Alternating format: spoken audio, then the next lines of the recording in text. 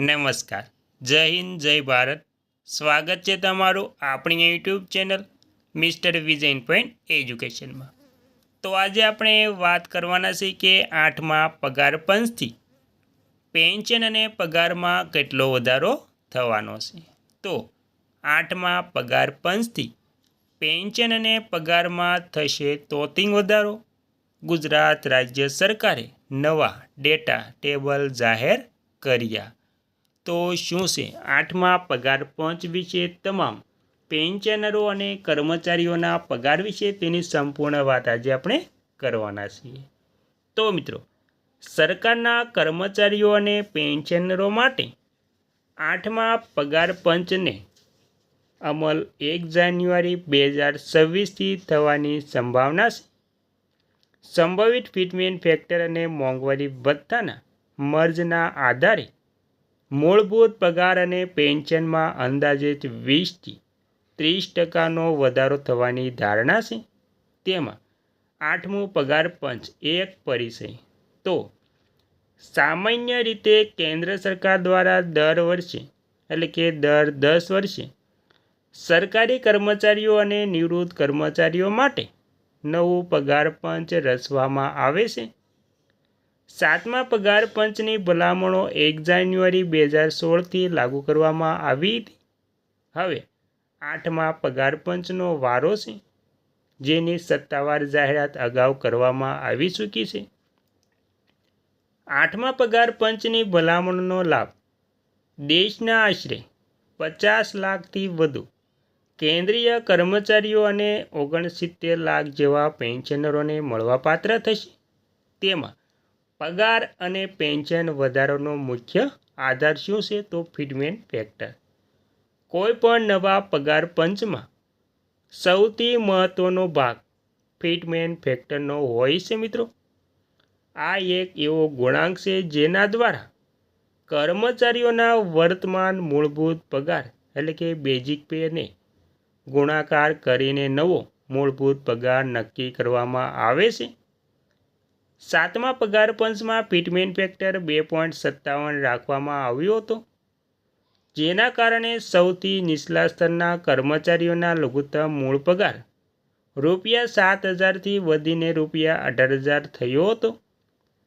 8મા પગાર પંચ માટે કર્મચારી સંગઠનો દ્વારા 3.83ના ફિટમેન ફેક્ટરની માંગ કરવામાં આવી રહી છે, જેનાથી લઘુત્તમ મૂળ પગાર જે છે તે ₹69,000 સુધી પહોંચી શકે છે. જો કે આર્થિક ભારણને ધ્યાનમાં રાખીને નિષ્ણાતો 2.28થી 2.86 વચ્ચે ફિટમેન ફેક્ટર રહેવાની અપેક્ષા રાખી રહ્યા છે. મિત્રો, ફિટમેન ફેક્ટર મુજબ અપેક્ષિત મૂળભૂત પગાર. જો સરકાર 2.86 જેટલું ફિટમેન ફેક્ટર નક્કી કરે છે તો અપેક્ષિત મૂળભૂત પગાર નીચે મુજબ વધારો થઈ શકે છે. તેમાં મિત્રો લેવલ 1ના કર્મચારીઓ માટે ₹18,000થી વધીને અંદાજે ₹51,480 થઈ શકે છે. લેવલ 2ના કર્મચારીઓ માટે ₹19,900થી વધારીને અંદાજે ₹56,914 થઈ શકે છે. લેવલ 3ના કર્મચારીઓ માટે ₹21,700થી વધીને અંદાજિત ₹62,065 થઈ શકે છે.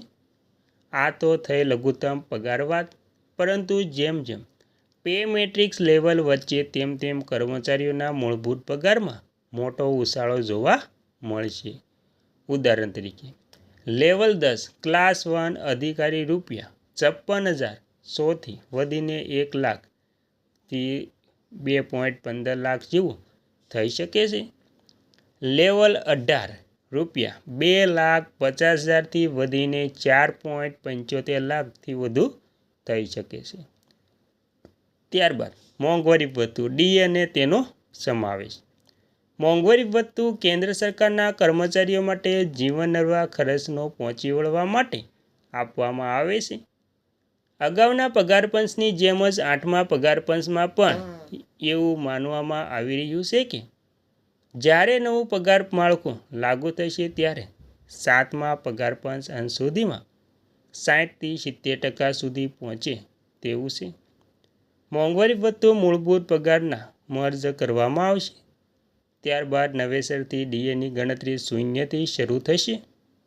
આમ કરવાથી કર્મચારીઓના મૂળ પગારમાં સીધો મોટો વધારો જોવા મળશે મિત્રો. અને ત્યારબાદ પેન્શનરોને મળવાપાત્ર લાભો અને પેન્શનમાં વધારો.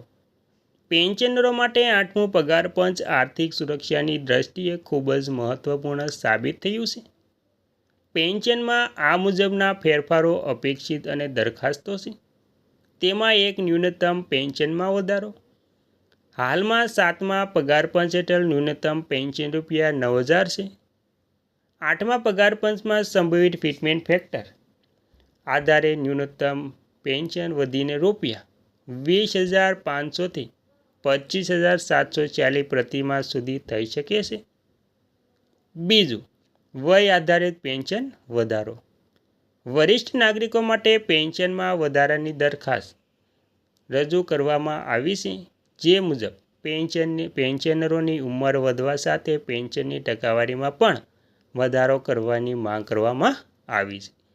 જેમાં ઉંમરના આધારે જોઈએ તો 65 વર્ષની વયે છેલ્લા મળેલા પગારના 70% પેન્શન, 70 વર્ષની વયે છેલ્લા મળેલા પગારના 75% પેન્શન, 75 વર્ષની વયે છેલ્લા મળેલા પગારના 80% પેન્શન, 80 વર્ષની વયે છેલ્લા મળેલા પગારના 85% પેન્શન, 85 વર્ષની ઉંમરે છેલ્લા પગારના મળેલા 90% પેન્શન, 90 વર્ષ કે તેથી વધુ વયે છેલ્લા મળેલા પગારના 100% પેન્શન મિત્રો.